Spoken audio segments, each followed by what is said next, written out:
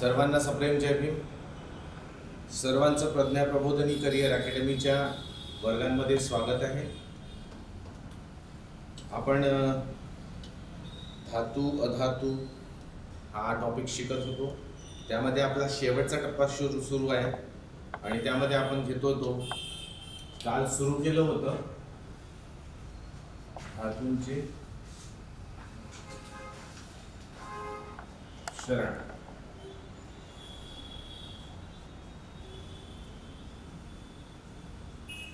Corrosion of metals.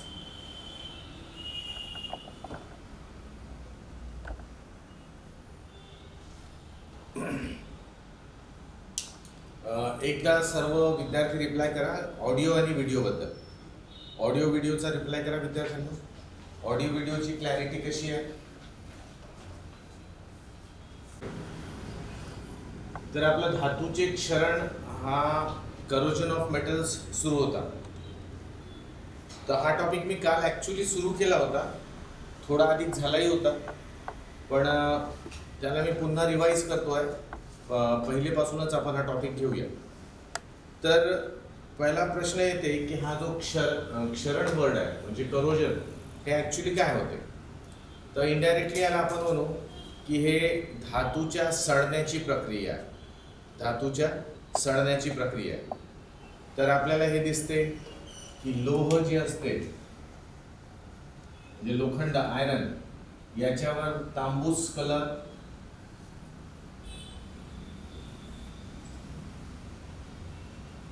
कलरचे असे scales बनलेले दिसतात है ना. रेडिश कलरचे स्केल्स बनलेले दिसतात लोहावर. आपण जर तांबा बघितला तर त्याच्यावर आपल्याला हिरवा थर साचलेला दिसतो. हिरव्या कलरचा एक थर किंवा एक कोटिंग आपल्याला सापडलेली दिसते. एक आच्छादन तांब्याच्या धातूवर दिसतो. हे आपल्या घरगुती भांड्यांमध्ये हा आपल्याला प्रकार पाहायला मिळतो. जर तांब्याचं भांडं खूप दिवसापर्यंत घासलेलं नसेल किंवा त्याला व्यवस्थित साफ केलेलं नसेल तर आपल्याला काही दिवसानंतर त्याच्यावर हिरवट असं आच्छादन आलेलं दिसतं. हे असं खूपसं नसतं, पण आपल्याला ते नक्कीच नोट करता येतं. तिसरं बघा तुम्ही की चांदी जी असते त्या चांदीवर काळा थर साचलेला दिसतो है ना. हे असे थर आपल्याला दिसतात. तांबूस कलरचा थर, हिरवा थर किंवा काळा थर.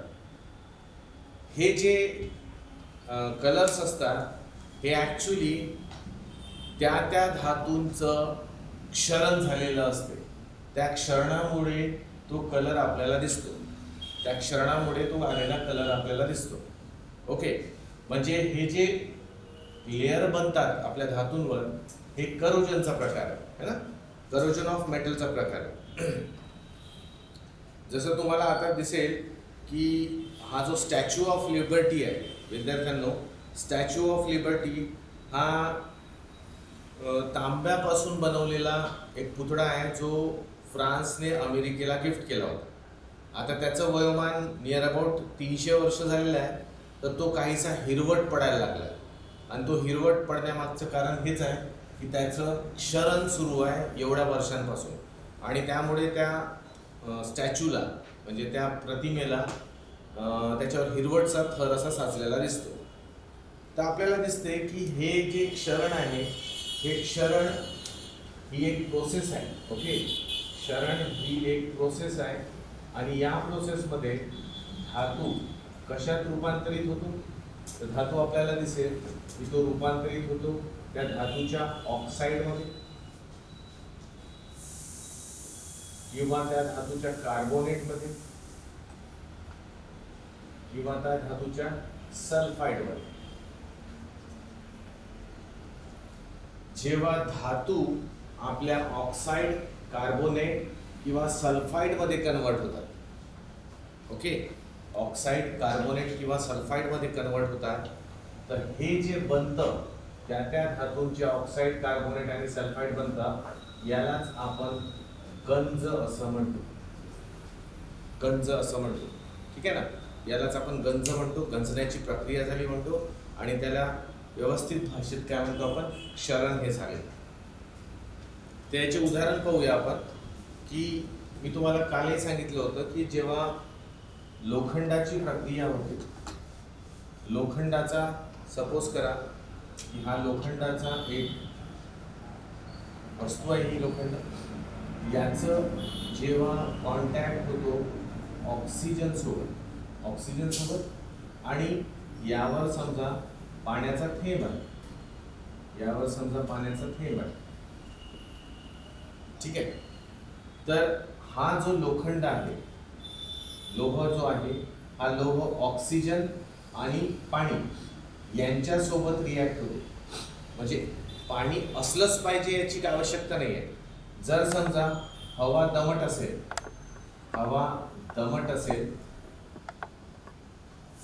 दमट असेल म्हणजे काय, त्याच्यामध्ये ह्युमिडिटी जास्ती आहे. ह्युमिडिटी कशी वाढते विद्यार्थ्यांनो, तर ह्युमिडिटी वाढण्यामागे रिझन काय, तर ह्युमिडिटी जेव्हा हवेमध्ये वॉटर वेपरचं कंटेंट वाढून जातं, वॉटर वेपर म्हणजे पाण्याची वाफ किंवा बाष्पीकृत झालेलं पाणी यांचं पर्सेंटेज जेव्हा हवेमध्ये वाढून जाते तेव्हा आपण काय म्हणतो की हवा दमट झाली आहे असं म्हणतो, है ना. हवा कशी आहे म्हणतो आपण, दमट आहे असं म्हणतो. तर एक तर पाणी डायरेक्टली कॉन्टॅक्टमध्ये लोखंडाच्या ऑक्सिजन सोबत किंवा लोखंड दमट हवेच्या कॉन्टॅक्टमध्ये, अशा दोन्ही केसमध्ये या लोखंडाचे किंवा या लोहाचे ऑक्साईड बनेल आणि ऑक्साईड बनून त्याच्यावर एक असा हिरवा थर साचेल, त्याच्यावर एक असा हिरवा नाही, तांबूस कलरचा एक थर साचेल. हा जो थर राहील हा त्या लोहाच्या ऑक्साईडचा थर आहे आणि हेच आपल्याला, आपण यालाच काय म्हणतो, यालाच आपण गंज म्हणतो, म्हणजे करोजन म्हणतो, गंज लागलेली असं आहे. तर आपल्याला पहिलं काय दिसते की पहिली रिएक्शन दिसेल क्षरणाची, तर ते बघूया आपण कसं. लोह प्लस दमट हवा म्हणजे त्याच्यात ऑक्सिजन पाहिजे, ऑक्सिजन पाहिजे. तर याचा आपल्याला काय मिळतं, आपल्याला मिळतं Fe2O3 आणि H2O. Fe2O3 हा काय आहे, हा लोह ऑक्साईड आहे विद्यार्थी, लोह ऑक्साईड, ठीक आहे. तर लोह्याचं म्हणजे लोखंडाचं हवेशी जेव्हा संपर्क येतो, दमट हवा याच्यासाठी म्हटलं की त्याच्यामध्ये मॉइश्चर असायला पाहिजे, है ना, वॉटर कंटेंट असायला पाहिजे, तेव्हा ते लोह ऑक्साईड झालेलं आपल्याला दिसतो. ही रिॲक्शन लोखंडाची आहे, ओके. याच पद्धतीने आपण दुसरी रिॲक्शन पाहिली की तांब्याची. तर तांब्याची अभिक्रिया कार्बन डायऑक्साईड सोबत होताना दिसते आपल्याला. तांब्याची अभिक्रिया कार्बन डायऑक्साईड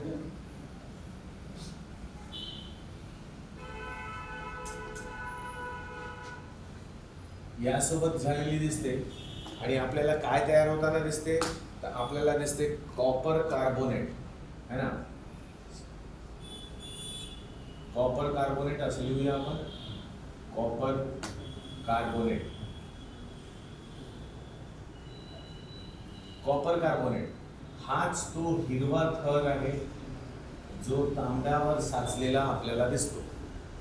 हाच हिरवा थर तांब्यावर आपल्याला दिसतो जो इनडायरेक्टली तांब्याचं क्षरण झालं असं म्हणू आपण, है ना, तांब्याचं करोजन. तर त्याच्यामध्ये आपल्याला कॉपर कार्बोनेट बनलेलं आपल्याला सापडतं. तिसरी जी आहे, जी आपण चांदीच्या बाबतीत पाहिलं होतं, तर चांदी सोबत जी अभिक्रिया होते, चांदी हे हवेमध्ये प्रेझेंट असलेल्या, हवेत सापडणारा कोणता एक वायू, तर हायड्रोजन सल्फाइड. हवेमध्ये हायड्रोजन सल्फाइड, हवेतील हायड्रोजन सल्फाइड सोबत चांदीचं रिॲक्शन होते आणि आपल्याला इथे काय पाहायला मिळते की चांदीचा सल्फाईड बनलेला दिसतो. म्हणजे याला आपण काय म्हणणार विद्यार्थ्यांनो, सिल्वर सल्फाईड बनलेला आपल्याला दिसतो. सिल्वर सल्फाईड बनलेला आपल्याला दिसतो है ना. हे आपल्याला दिसेल, त्याला आपण म्हणूया सिल्वर सल्फाईड. याचा कलर आपल्याला काळा दिसतो विद्यार्थ्यांनो, कारण चांदीचे दागिने काळे पडलेले काही वर्षानंतर, काही दिवसानंतर आपल्याला दिसतात. हा तांबूस कलर असतो, हा हिरवा आणि हा काळा. तसंच ॲल्युमिनियमच्या बाबतीतही आपल्याला असं दिसतं. चौथं जर बघितलं आपण तर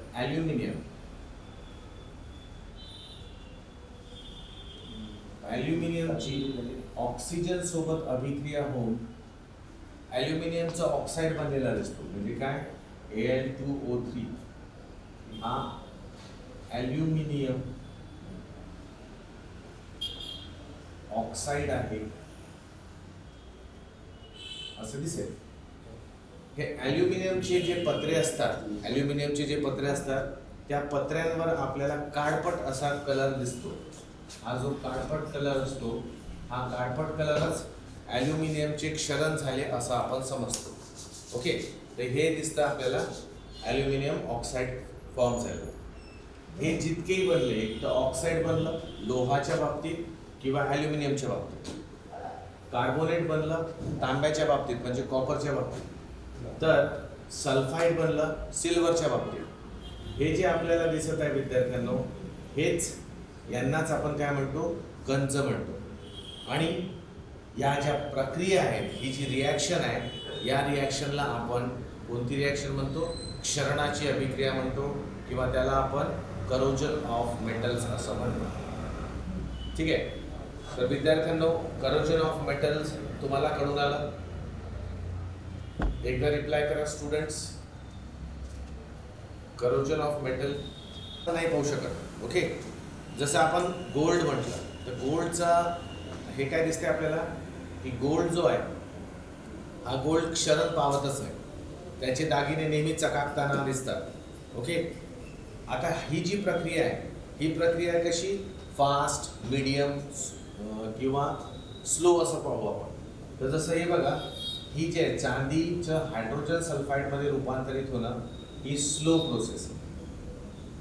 स्लो प्रोसेस आहे म्हणजे खूपसा आपल्या लक्षात येत नाही है ना, खूप दिवसानंतर आपल्याला क्षरण झालेलं दिसतं.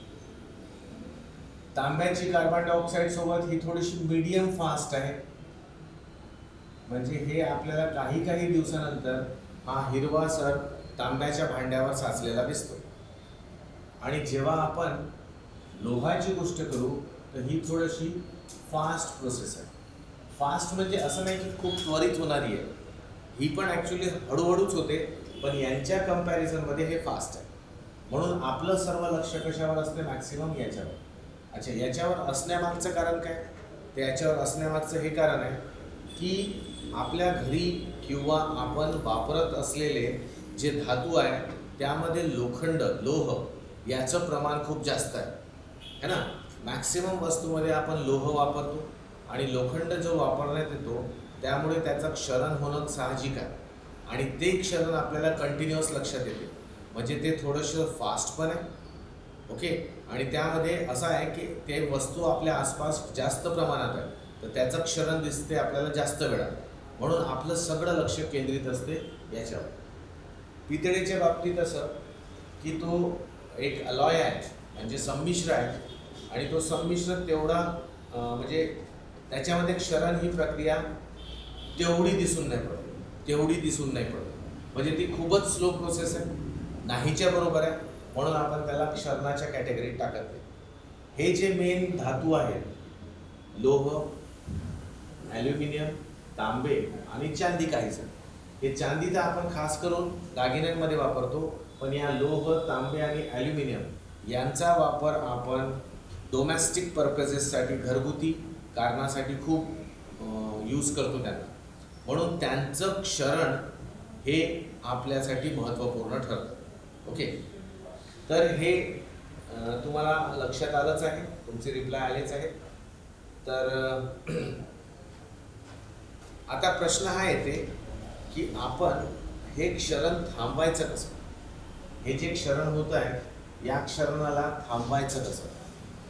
कारण शेवटी प्रश्न हाच आहे की क्षरण होणे म्हणजे धातूची झीज होणे, आणि झीज झालेली हे परवडण्यासारखं नसतं. कारण याच्यामुळे आपल्याला पुष्कळशे इकॉनॉमिकल लॉसेस होतात. म्हणजे त्याला आपण काय म्हणतो, इकॉनॉमी रिलेटेड म्हणजे पैशाशी रिलेटेड लॉसेस होतात. कारण धातू यांच्यापासून आपण मोठे मोठे स्ट्रक्चर बनवतो. जर त्यांची योग्य काळजी घेतली नाही तर ते स्ट्रक्चर्स म्हणजे जसे पूल घेऊन घ्या, बिल्डिंग्स घेऊन घ्या, आणखी मोठे काही वस्तू घेऊन घ्या, तर यांचं क्षरण होऊन त्या वस्तू आपल्याला कमजोर किंवा वीक झालेल्या दिसतात. तर हे इनडायरेक्टली काय आहे, एक प्रकारचं लॉसच आहे. तर याच्यावर सगळ्यात सोपा उपाय असा आहे की जसं आपण सगळ्यात बेस्ट उपाय हा आहे की आपल्याला असं दिसेल की समजा हा धातू आहे आणि जर हा धातू एवढा ॲटमॉस्फिअरला उघडा आहे, तर ॲटमॉस्फिअर म्हणजे समजा हा लोह आहे, हा लोखंड आहे, लोह आहे, आणि हा धातू ॲटमॉस्फिअरमध्ये उघडा पडणार आहे. तर आपण कसं तरी करून याचा कॉन्टॅक्ट हवेशी, ऑक्सिजनशी होऊ द्यायला नाही पाहिजे. हा जर कॉन्टॅक्ट आपण बंद करू शकलो, तर इथे जी प्रक्रिया आहे ऑक्साईड फॉर्मेशनची म्हणजे करोजनची जी प्रक्रिया आहे ती प्रक्रिया होणारच नाही, है ना. मी तुम्हाला मागे सांगितलं होतं ना की आपण आग म्हणजे फायरच्या बाबतीत मी एक ट्रायंगल सांगितलं होतं तुम्हाला. काय ट्रायंगल होता तो? तर तो होता एक फ्युअल, है ना, फ्युअल, स्पार्क, आणखी काय होतं, ऑक्सिजन, आणि या तिघांना मिळून काय बनत होतं, फायर म्हणजे आग. जेव्हा हे तीनही एकत्र राहतात तेव्हाच आग अस्तित्वात असते. तर जेव्हा आपल्याला आग लागू द्यायची नाहीये तर या ट्रायंगलचे एक दांडी किंवा एक बिंदू कमी करायचा. जसं सांगितलं होतं इथे ऑक्सिजनला कट केलं तर फ्युअल आणि स्पार्क हे एकत्र राहून सुद्धा ज्वलन होणार नाही. एकत्र राहून सुद्धा काय होईल, ज्वलन होणार नाही. ठीक आहे ना. तर तसंच जसे इथे आपण O2ला ब्रेक केलं फायर विझवण्यासाठी, आग विझवण्यासाठी, तसंच इथे क्षरण रोखण्यासाठी आपल्याला O2चा कॉन्टॅक्ट तोडावा लागेल. आता O2चा कॉन्टॅक्ट कसं तोडायचा असतो, तर O2चा कॉन्टॅक्ट तोडण्यासाठी दिलेल्या लोहाच्या वरती जर आपण एक पेंटचा थर मारला, ऑइल पेंटचा थर, तर होते कसं की हा लोह या ऑक्सिजनच्या कॉन्टॅक्टमध्ये येत नाही. ऑक्सिजन सोबत कॉन्टॅक्ट झाला नाही समजा, तर ही प्रक्रिया होणार नाही, ऑक्साईड फॉर्मेशन होणार नाही आणि लोह ॲज इट इज राहील. पण जर या वस्तूला इथून काहीशी थोड्या प्रमाणात त्या पेंटला क्रॅक गेले किंवा स्क्रॅचेस आले आणि सपोज करा इथून ऑक्सिजन आतमध्ये जाणं सुरू झालं, तर हा ऑक्सिजन आतून या लोहाला पोखरायला सुरुवात करेल आणि आपल्याला दिसणारही नाही आणि आतून तो लोखंड पूर्णपणे पोखरला जाईल. म्हणजे त्यामध्ये पूर्णपणे क्षरण ही प्रक्रिया आपल्याला दिसून पडेल. तर ही एक प्रक्रिया आहे की ज्याद्वारे आपण काय करतो विद्यार्थ्यांनो, ज्याद्वारे आपण गंज चढला नाही पाहिजे यासाठी घरगुती उपाय करतो. ठीक आहे ना. म्हणजे जसं त्यावर आपण रंग म्हणा, कलर म्हणा, किंवा आपण तेल, ऑइल पण वापरतो. कधी आपण त्याच्यावर ग्रीस वापरतो, ओके, कधी वॉर्निश यांचे थर देतो आपण त्याच्यावर. तर या पद्धतीने लोखंडाचं क्षरण आपण थांबवू शकतो. म्हणजे क्षरण थांबवण्यासाठी जो कॉन्टॅक्ट आहे, है ना, तांब्याचा कॉन्टॅक्ट कार्बन डायसल्फाईड सोबत होऊ न देणे, चांदीचा कार्बन ऑक्साईड सोबत नाही होणे देणे, चांदीचा हायड्रोजन सल्फाईड सोबत न होऊ देणे, ही जी प्रक्रिया आपण करत राहू याने काय होईल की आपला धातू क्षरणापासून वाचलेला नाही. ओके. तर या प्रोसेसने आपण करतो. तर विद्यार्थ्यांनो, हे जे थोडक्यातले उपाय आहेत हे तुमच्या लक्षात आले? एकदा रिप्लाय करा. Have you understood? ओके. तर आता जे बोर्डवर आहे ते तुम्हाला कडून आलं विद्यार्थ्यांनो? एकदा तुमचा येस नो रिप्लाय करा. बोर्डवर जे आहे ते कडून आलं. चला पुढे जाऊया.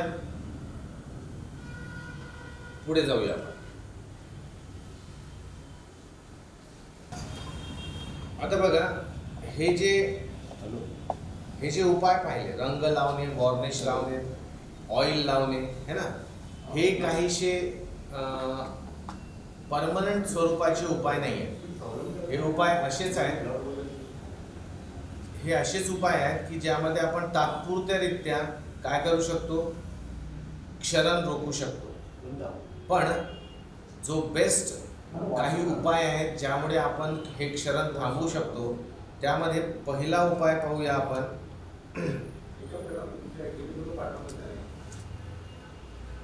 तो आहे पहिला उपाय, जस्त विलेपन.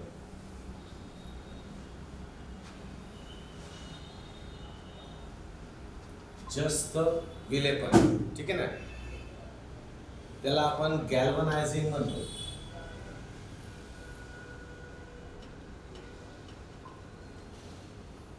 गॅल्वनायझिंग ही जी प्रक्रिया आहे याला आपण जस्त विलेपन म्हणतो आणि याला गॅल्वनायझेशन किंवा गॅल्वनायझिंग प्रक्रिया म्हणतो. यामध्ये आपण काय करतो, धातूवर, म्हणजे जो धातू आपला क्षरण पावतो त्या धातूवर अक्षरम जो धातू आहे, म्हणजे ज्याच्यावर क्षरण होत नाही असा धातूचा लेप चढवतो, अशा धातूचा थर चढवतो. ठीक आहे ना. थर चढवल्यामुळे काय होते, आपला जो ओरिजिनल धातू आहे हा ओरिजिनल धातू वाचतो आणि त्यामुळे त्याचं क्षरण थांबवता येते. तर या पद्धतीमध्ये काय होते, दुसरा मी सांगतो, लोखंड किंवा पोलाद. लोखंड पोलाद हे तुम्हाला माहिती आहे. लोखंड किंवा पोलाद यांचे क्षरण रोखण्यासाठी यावर जस्त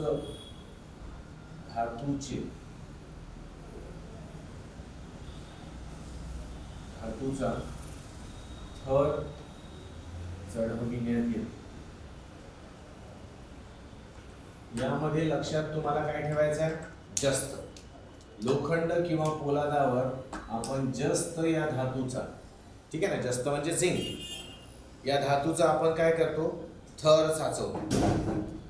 आणि त्यामुळे काय होतं की हा जस्त याचं क्षरण होत नाही, म्हणून आपल्याला जो ओरिजिनल लोखंड आहे ज्यावर हा पातळ थर चढवला आहे तो आपल्याला तो लोखंड वाचवता येतो.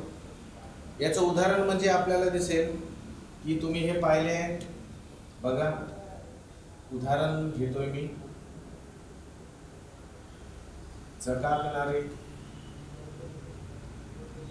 खिळे किंवा टाचण्या. बघा, टाचण्या काहीशा चमकदार दिसतात आपल्याला. त्या चमकदार यासाठी दिसतात कारण त्यांच्यावर काय केलं आहे, जस्ताचं विलेपन केलेलं असते. ठीक आहे ना. अच्छा, आता ॲक्च्युली काय होतं की समजा हा लोहाचा तुकडा आहे, याचं जस्त विलेपन केलं तर जस्त विलेपन केल्यावर याच्यावर आपल्याला एक जस्ताचा थर दिसतो. हा जस्ताचा थर आहे समजा, ओके. आणि हा जस्ताचा थर या आतमधल्या लोखंडाला वाचवून ठेवतो, है ना. आतमधल्या लोखंडाला वाचवून ठेवतो म्हणजे हा आतमधला जो आहे तो लोह आहे आणि हा वरचा जो कव्हरिंग आहे तो जस्त आहे. पण आपल्याला असं दिसेल की याच्यामध्ये होते कसं की जस्त याचं क्षरण सर्वात प्रथम होतं. म्हणजे क्षरणाची प्रक्रिया जेव्हा सुरू होते तर जस्तचं क्षरण पहिल्यांदा होते कारण तो वरती आहे. आणि मग काही कालावधी गेल्यानंतर हा जस्त पूर्णपणे झिजलेला असतो आणि मग तिथे लोखंड काय असतो, फ्री झालेला दिसतो. आणि यानंतर मग लोह याचं क्षरण सुरू होतं, म्हणजे लोखंडाचं क्षरण पुन्हा सुरू होतं. म्हणजे आपण याला कसं म्हणू की हा काहीसा तात्पुरता आहे, पण रंग, वॉर्निश, ग्रीस यापेक्षा याचं स्वरूप थोडंसं काय व्यवस्थित आहे. म्हणजे हा काही आणखी दिवस, जास्त दिवसापर्यंत हा जास्त विलेपन टिकून राहतो. ओके. दुसरी प्रोसेस आहे विद्यार्थ्यांनो कथिलीकरण. दुसरी प्रोसेस आहे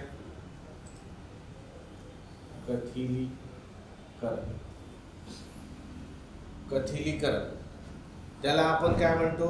त्याला आपण टिनिंग असं म्हणतो. त्याला आपण टिनिंग इंग्लिशमध्ये म्हणतो.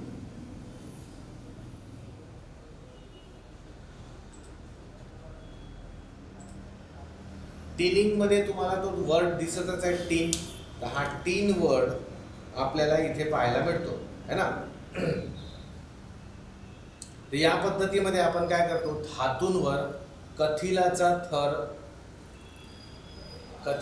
थर चढवतो. कथिल म्हणजे टिन. Okay, tin. या प्रोसेसला कल्हई करणे असं तुम्ही ऐकलं असेल. आपण भांड्यांवर कल्हई करतो ना.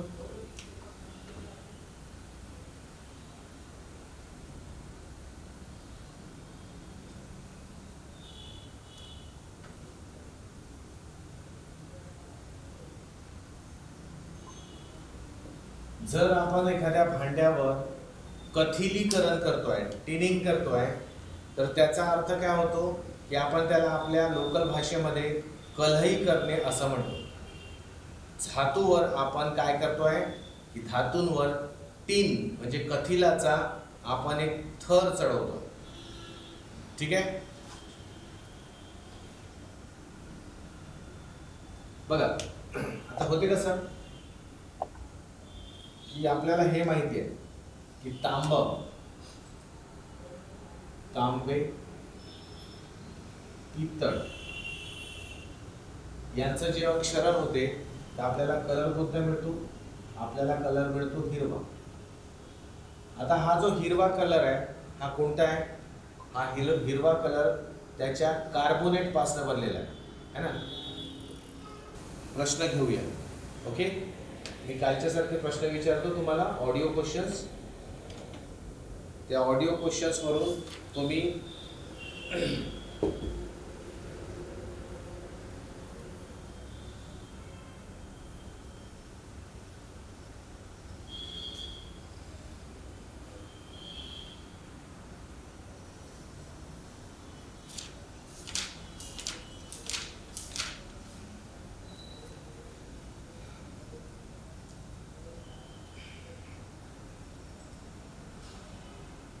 ओके. एक प्रश्न आहे. प्रश्न हा MPSC 2014 मध्ये विचारला गेला होता. 2014 MPSC. ओके, 2014 मध्ये विचारला गेला होता. प्रश्न असा होता विद्यार्थ्यांनो की खालीलपैकी कार्बनचे इलेक्ट्रॉन कुठले ते सांगा. ठीक आहे, कार्बनचे इलेक्ट्रॉन कुठले ते सांगा. मी असे त्यांनी 5 नावं दिले होते आणि त्या 5 नावांपैकी कोणते इलेक्ट्रॉन आहेत हे विचारले होते. इलेक्ट्रॉन म्हणजे माहिती आहे तुम्हाला. तर मी ते 5ही नावं 1 बाय 1 वाचतो. तुम्ही त्यांचा नंबर टाईप करून आन्सर द्यायचा. फर्स्ट आहे कार्बन हलाइड. विद्यार्थ्यांनो सेकंड आहे डायमंड. थर्ड आहे फुलेरिन्स. फोर्थ आहे ग्राफाइट आणि फिफ्थ आहे क्वायराइट. सांगा, नंबर सांगा. फर्स्ट आहे कार्बन हलाइड, डायमंड, फुलेरिन्स, ग्राफाइट आणि क्वायराइट. 1 2 3 4 5 5 पैकी कोणते कोणते नंबर सूट होत आहेत तुम्हाला, योग्य वाटत आहेत? Students, I am waiting for your reply.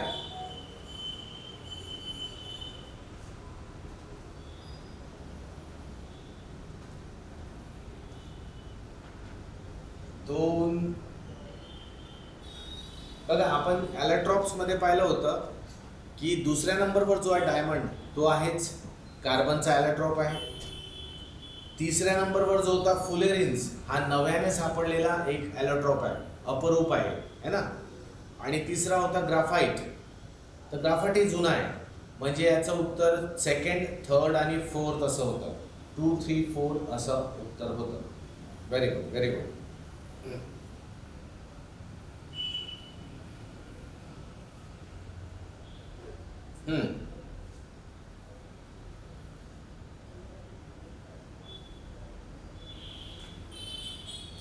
एक असा प्रश्न होता MPSC 2013 मध्ये. हा प्रश्न कोळशाच्या बाबतीत होता. तर हे तुम्ही माहिती करून घ्या.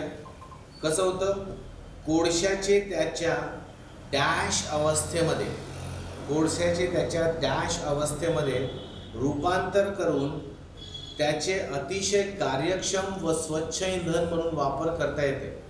म्हणजे कोळशाला एका विशिष्ट अवस्थेत आणलं आणि मग त्याचा ज्वलनासाठी त्याचा वापर केला आपण, तर ते जे ज्वलन होईल ते एक तर कार्यक्षम होईल, म्हणजे इफिशियंट होईल, आणि त्याचसोबत तो एक स्वच्छ इंधन म्हणून आपण वापरू शकू. तर कोणत्या स्वरूप आहे ते, तर त्याने मग त्याखाली ऑप्शन्स दिले होते विद्यार्थ्यांना. पहिला आहे द्रव. फर्स्ट ऑप्शन होता द्रव, म्हणजे लिक्विड स्वरूपात. कोळशाला लिक्विड स्वरूपात आणलं तर आपल्याला चांगल्या प्रतीचा जळणारा कोळसा मिळेल का. तर पहिलं होतं द्रव म्हणजे लिक्विड. सेकंड होतं द्रव आणि घन मिश्रण, म्हणजे सॉलिड आणि लिक्विड याचं मिश्रण. थर्ड होता वायू. आणि चौथं होतं द्रव आणि वायू यांचं मिश्रण. द्रव आणि वायू यांचं मिश्रण. तर हा प्रश्न होता. याचं उत्तर सांगा विद्यार्थ्यांनो, काय म्हणाल, कोणत्या स्वरूपात. पहिला आहे द्रव, दुसरा आहे द्रव आणि घन यांचं मिश्रण, तिसरा आहे वायू, आणि चौथा आहे द्रव वायू मिश्रण.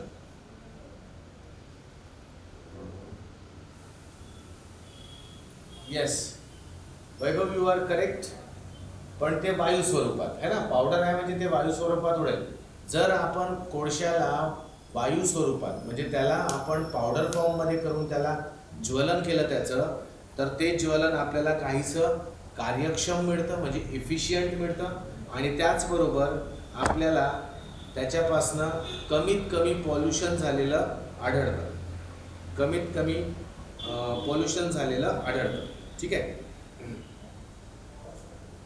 शाबाश.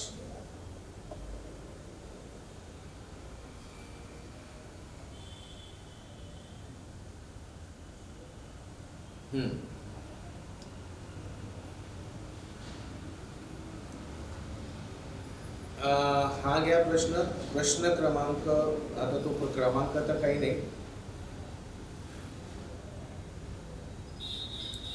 फिनॉल बद्दल आहे. फिनॉल हे डॅश आहे. PSI 2014 मध्ये विचारलं होतं. PSI 2014 मध्ये विचारलं होतं. फिनॉल हा एक काय आहे, तर ऑप्शन होते ॲरोमॅटिक संयुग आहे है ना, ॲरोमॅटिक हायड्रोकार्बन आहे, ॲलिफॅटिक संयुग आहे, हेट्रोसायक्लिक संयुग आहे, किंवा वरीलपैकी कोणतेही आहे. तर फिनॉल काय आहे. फिनॉल ॲरोमॅटिक आहे, ॲलिफॅटिक आहे की हेट्रोसायक्लिक आहे. Phenol. Yes Vishal, you are correct. Vishal correct आहे. फिनॉल हे ॲरोमॅटिक संयुग आहे है ना. संवृत्त शृंखला हायड्रोकार्बन जिथे आपण पाहिलं होतं त्यामध्ये हे बघितलं होतं फिनॉल. हे एक नॉलेजसाठी चांगलं आहे की हा एक प्रश्न 2014 मध्ये विचारला होता MPSCने, की भोपाळ वायू दुर्घटनेत कोणता वायू बाहेर पडला होता. जे भोपाळ वायू दुर्घटना झाली होती त्यामध्ये 2,000 ते 3,000 लोकांचे प्राण गेले होते, आणि एका विशिष्ट अशा फॅक्टरीमधून एक वायू लीक झाला होता, गॅस लिकेज झाला होता. तर त्या दुर्घटनेत कोणता वायू लिकेज झाला होता. ठीक आहे, तर याचं उत्तर तुम्हाला म्हणजे ऑप्शन्स न देता सुद्धा यायला पाहिजे विद्यार्थ्यांना. सांगते का कोणी, भोपाळ वायू दुर्घटनेत कोणता वायू बाहेर पडला होता. हा MPSC असिस्टंटने 2014 मध्ये विचारलेला आहे.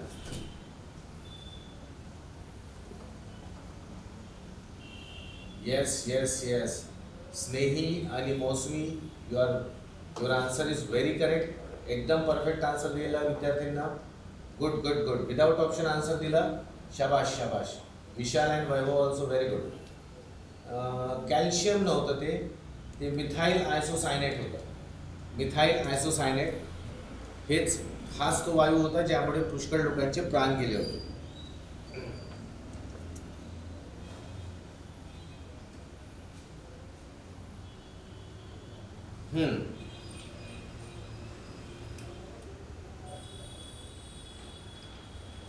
आता तो म्हणतो खालीलपैकी, हा एक प्रश्न 2014चाच आहे. खालीलपैकी कोणते विधान चुकीचे आहे म्हणतो. चुकीचे विधान कोणते आहे. ओके, म्हणजे रॉंग स्टेटमेंट कोणतं आहे हे आपल्याला काढायचं आहे. तर फर्स्ट बघा, मी स्टेटमेंट वाचतो, तुम्हाला करेक्ट वाचलं तर राईट द्या, रॉंग असेल तर डब्ल्यू लिहू टाका. म्हणजे करेक्ट असेल तर सी लिहा, रॉंग असेल तर डब्ल्यू लिहा. पहिला, डाय इथाइल इथर हे सामान्य बधिरीकरणासाठी वापरलं जाते. सामान्य बधिरीकरण म्हणजे त्याला जनरल ॲनेस्थेशिया म्हणतो. ॲनेस्थेशिया म्हणजे जेव्हा आपण काही ऑपरेशन्स वगैरे करताना सुन्नीची प्रक्रिया करतो आपण, है ना, म्हणजे बॉडीला सुन्न करण्यासाठी, ताकी ज्यामुळे जे बॉडीला कट वगैरे केलं जाते तर त्याचा त्रास पेशंटला होत नाही. तर त्याच्यासाठी तो म्हणतो की डायइथाइल इथर हे सामान्य बधिरीकरणासाठी वापरतात. हा स्टेटमेंट करेक्ट आहे की रॉंग आहे. सी किंवा डब्ल्यू टाईप करा विद्यार्थ्यांना. सी किंवा डब्ल्यू.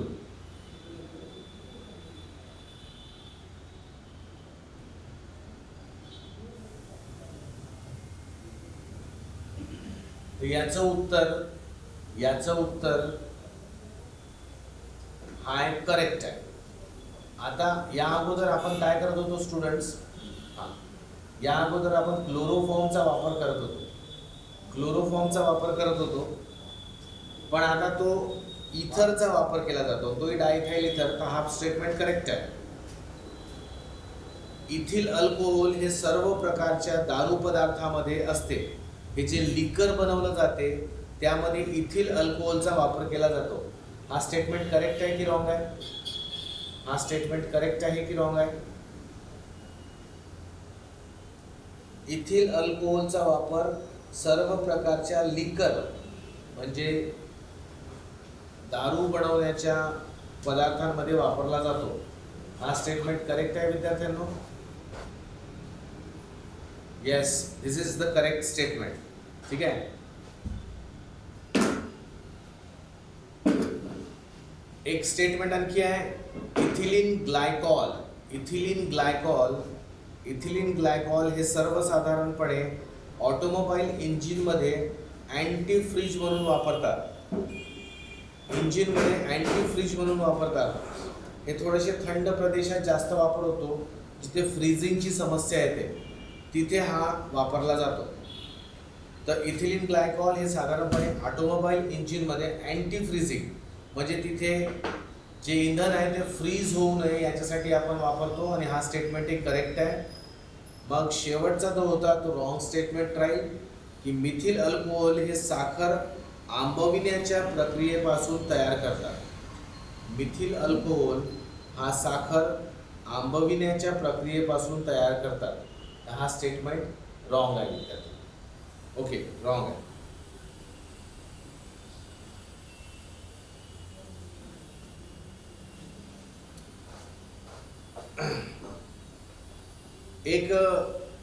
एक आणखी PSI 2013 मध्ये आला होता. तो प्रश्न असा होता की जास्त वास येणारे द्रव कोणते. इथाइल मेरकॅप्टन हा LPG मध्ये मिसळवण्यात येतो.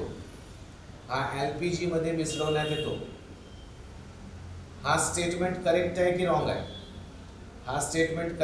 रॉंग आहे. कोणता. इथाइल मेरकॅप्टन हा आपला घरगुती गॅस जो असतो, LPG जो असतो, लिक्विडिफाईड पेट्रोलियम गॅस, त्यामध्ये मिसळवला जातो. आणि कशाला मिसळवतात? तर LPGला वास नसतो, LPGला वास नसतो, म्हणून वास येण्यासाठी आपण इथाइल मेरकॅप्टन हा LPG मध्ये मिसळवतो. सेकंड क्वेश्चन होता तो गॅस गळती शोधतो. इथाइल मेरकॅप्टन हा गॅस गळती शोधतो. या दोन स्टेटमेंटला बघा आणि दोन पैकी कोणता स्टेटमेंट करेक्ट आहे हे सांगा. या दोन्ही स्टेटमेंटला बघा आणि दोन्ही पैकी कोणते स्टेटमेंट करेक्ट आहेत. पहिला करेक्ट आहे, दुसरा करेक्ट आहे, की दोन्ही करेक्ट आहे, की दोन्ही रॉंग आहे.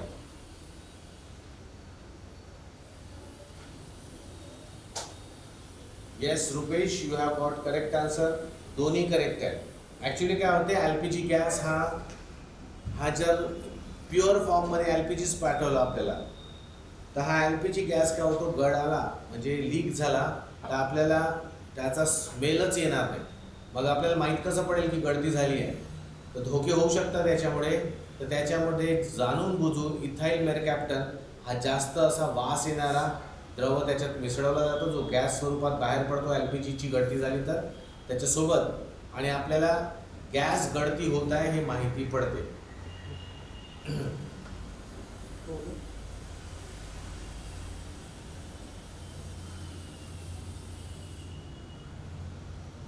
ओके, आणखी एक प्रश्न आहे, गारव्यासाठी रेफ्रिजरंट म्हणून काय वापरतात? रेफ्रिजरंट हे असं पदार्थ असतो जो, म्हणजे तुम्हाला माहिती असेल की आपल्याकडे जे फ्रीज असते, या फ्रीजच्या आतमध्ये थंड असते. आपण जेव्हा फ्रीजचा दार उघडतो, लावतो किंवा आपण वस्तू त्यामध्ये आतमध्ये ठेवतो तर त्या आतमधलं तापमान वाढायला लागतं. हे जे तापमान वाढतं, ओके, म्हणजे गरमी वाढलेली असते. आता या गरमीला आपण काय करतो, त्या फ्रीजमध्ये एक लिक्विड पदार्थ असतो ज्याला आपण रेफ्रिजरंट म्हणतो. तो वायू आणि लिक्विड स्वरूपात फ्रीजच्या आजूबाजूच्या कव्हरिंगमधून वाहत असतो. तो त्या फ्रीजमधल्या उष्णतेला शोषून घेतो, म्हणजे तो हीट ॲब्झॉर्ब करतो आणि हीट ॲब्झॉर्ब करून तो मग ती हीट फ्रीजच्या मागच्या बाजूला काय करतो, टाकून देतो. ही जी प्रोसेस आहे, यासाठी जे थंड करण्याची प्रक्रिया आहे ते करणारे कोण असतात? तर ते असतात रेफ्रिजरंट. तर खालीलपैकी कोणता रेफ्रिजरंट आहे असं तो विचारतो आहे. ओके, तर तो आहे, ऑप्शन दिले होते त्याने, फ्रेऑन, सेकंड दिला आहे अमोनिया, मग थर्ड ऑप्शन होता दोन्ही, आणि फोर्थ ऑप्शन होता दोन्हीपैकी एकही नाही. सांगा विद्यार्थ्यांना, फ्रेऑन, ammonia,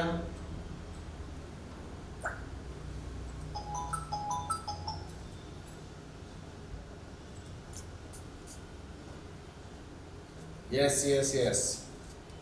Rupesh and Vishal got correct. Rupesh and Vishal, your answer is correct.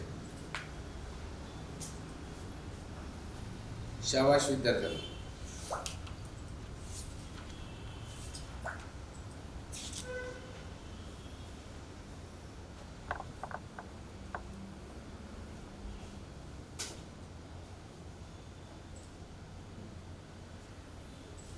Wait.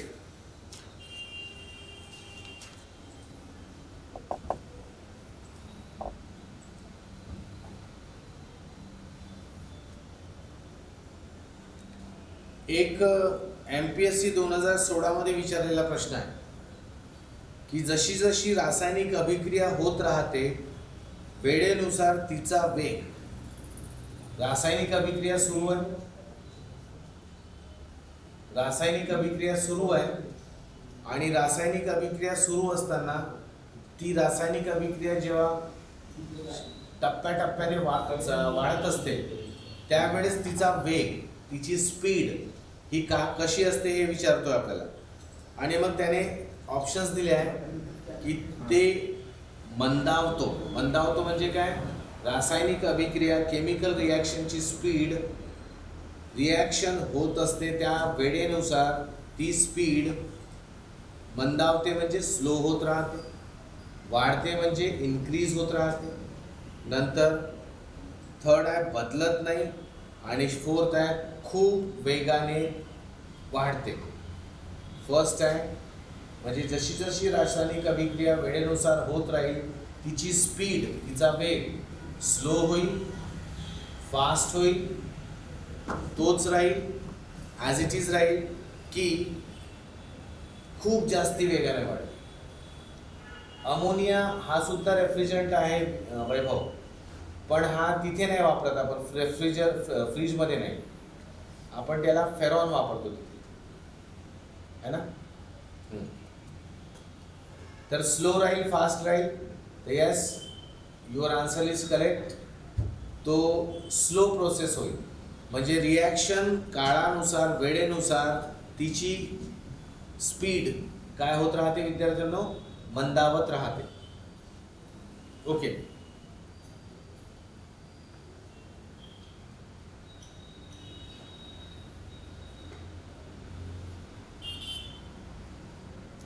बरं, हा एक आहे प्रश्न की बटाटा चिप्स उत्पादक, जे चिप्स आपल्याला मिळतात ना दुकानातले, चिप्स बॅगेत भरताना त्यांच्यासोबत एक वायू भरतात जेणेकरून चिप्स ऑक्सिडाइज होत नाही.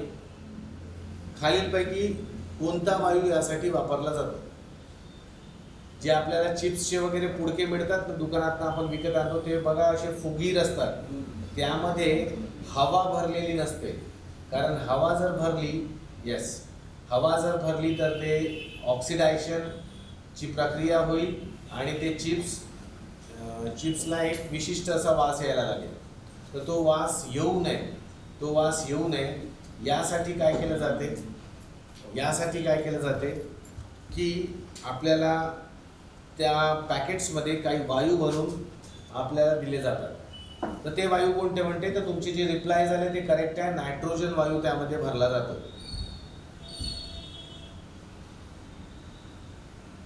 ठीक आहे, very good, very good.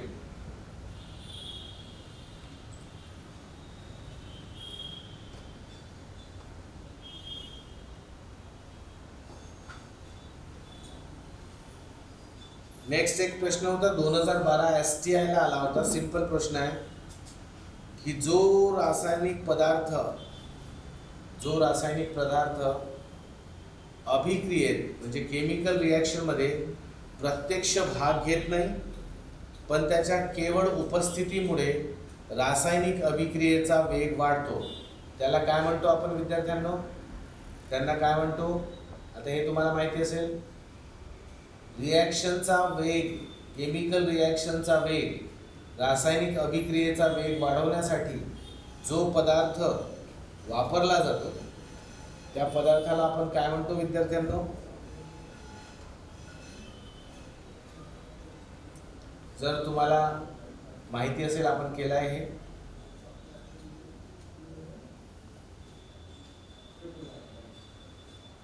Yes, very good. स्नेही, मोसमी, विशाल आणि रुपेश सर्वांचे आन्सर करेक्ट आहे. तो उत्प्रेरक म्हणून वापरला जातो, त्याला इंग्लिशमध्ये आपण कॅटलिस्ट म्हणतो.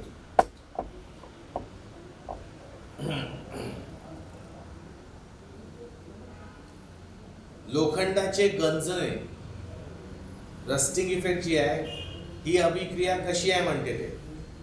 स्लो आहे, फास्ट आहे?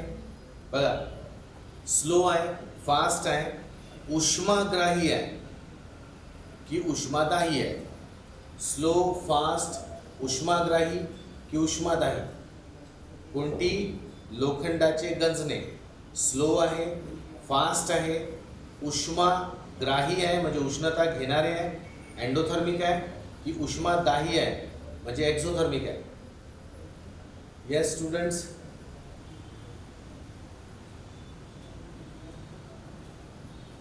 नाही ना, स्लो प्रोसेस आहे ना. लोखंडाचे गंजणे, आता तोच तर चॅप्टर सुरू आहे आपला. मी तुम्हाला सांगितलं तर लोखंडाची गंजण्याची जी प्रक्रिया आहे, अभिक्रिया आहे, म्हणजे लोखंडाचं ऑक्साईड बनण्याची जी प्रक्रिया आहे, ही अभिक्रिया काय स्लो आहे विद्यार्थ्यांना.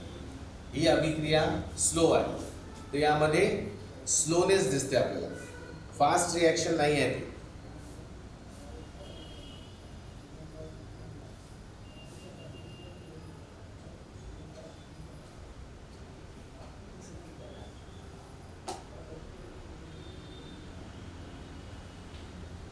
आणखी एक क्वेश्चन होता, तसं बघा आपण घरगुती हा नाही हा ते मी तुम्ही तसं नका बघा, हा उत्तर ते मी जे लिहिलं होतं ना स्लो आणि फास्ट, ते त्या तिघांच्या कंपॅरिझन मध्ये स्लो लिहिलं होतं, सॉरी फास्ट लिहिलं होतं. ते तिघांच्या कंपॅरिझन मध्ये फास्ट लिहिलं होतं. ओके, तुम्ही असं ओव्हरऑल ती प्रक्रिया खूपच स्लो आहे. म्हणजे फास्ट कोणाला म्हणतो की जसं आज सुरू झालं आणि उद्या कंप्लीट झालं, याला फास्ट म्हणायचं. ओव्हरऑल पाहिलं तर ते स्लोच आहे खूप, है ना. आणि ते बाकीचे जे अभिक्रिया होतं ना, चांदीचे क्षरण किंवा तांब्याचे क्षरण किंवा लोखंडाचे क्षरण, या तिघांमधून ती प्रक्रिया फास्ट होते. ओके, तर थोडंसं काहीचं असं लक्षात ठेवायचं. आणखी एक होतं की जर व्यक्तीला ताप आला, व्यक्तीला फीवर आला, हा सुद्धा MPSCने विचारला आहे, तर आपण त्याला साध्या पाण्याच्या कापडी पट्ट्याऐवजी मिठाच्या पाण्याच्या कापडी पट्ट्या का वापरतो. म्हणजे असं म्हणते की आपण जसं कोणाला ताप आला तर त्याच्या माथ्यावर आपण पट्ट्या ठेवतो, है ना, पाण्याच्या पट्ट्या ठेवतो. तर साध्या पाण्याच्या पट्ट्या ठेवण्याऐवजी जर आपण त्याच्यावर मीठयुक्त पाण्याच्या पट्ट्या ठेवल्या तर जास्त इफेक्ट चांगला असतो. तर तो असं का म्हणतो, म्हणजे असं का करतो आपण, याचं कारण असंच सांगा. याचं कारण असं आहे की हे जे मीठ आणि पाणी असतं यांची जी अभिक्रिया आहे, ओके, ही अभिक्रिया उष्माग्राही आहे. उष्माग्राही म्हणजे काय, हीट ॲब्झॉर्ब करणारी प्रक्रिया आहे. एंडोथर्मिक रिॲक्शन आहे, याच्यामध्ये हीट ॲब्झॉर्ब केली जाते. तर जर मिठाच्या पाण्याच्या पट्ट्या आपण जर डोक्यावर ठेवल्या तर त्या प्रक्रियेला पाहिजे असलेली उष्णता ते शरीरातनं मिळून जाईल.